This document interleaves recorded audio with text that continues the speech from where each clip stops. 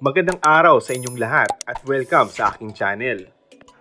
Julia Montes, naging emosyonal na mapag-usapan ang pagkakaroon ng private life sa interview ni Bernadette Zambrano.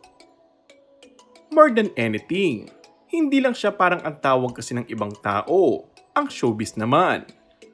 Talagang iba ang private life.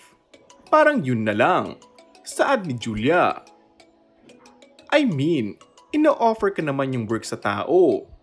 Pag naman nag-work ako, buong puso ko yun at buong pagkatao ko binibigay ko kada may project ako. So parang yung private life, mas prefer ko talagang balato na sa akin. Dagdag pa niya.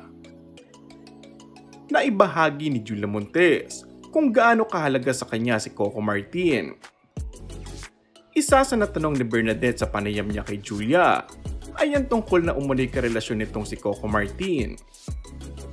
Tila nadadalas nang magbigay si Julia ng ilang mga detalye tungkol sa kanila ni Coco na ikinatutuwa naman ng kanilang mga taga-subaybay. Si Coco kasi, nung time na lost ako as a person, siya yung nag-guide sa akin.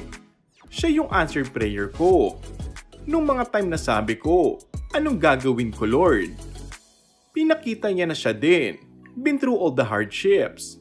Tapos keep the faith. Nazarene devotee sila ni Lola. So parang na-realize ko na oo nga no. Basta huwag ka lang gi-give up. Keep the faith. Yun yung isa sa pinagpipray ko in an answer ni Lord through Coco, ani ni Julia. Ang samin, mas importante lang sa amin ngayon ang privacy. Si Coco kasi hindi showbiz. Ever since hindi. Kung ano siya as Rodel, yun din siya ngayon as Coco. Inamin din ni Julia na nakararamdam din siya ng selos. Subalit dala na rin umano ng maturity ay naisasantabi niya ito.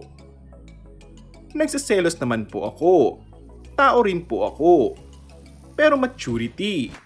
Saka work is work. Si Coco naman, sobrang ano yan na tao. Mabuti. Mabait. And wala akong masasabi. Kaya wala. Kalma lang. And that's all for our today's video.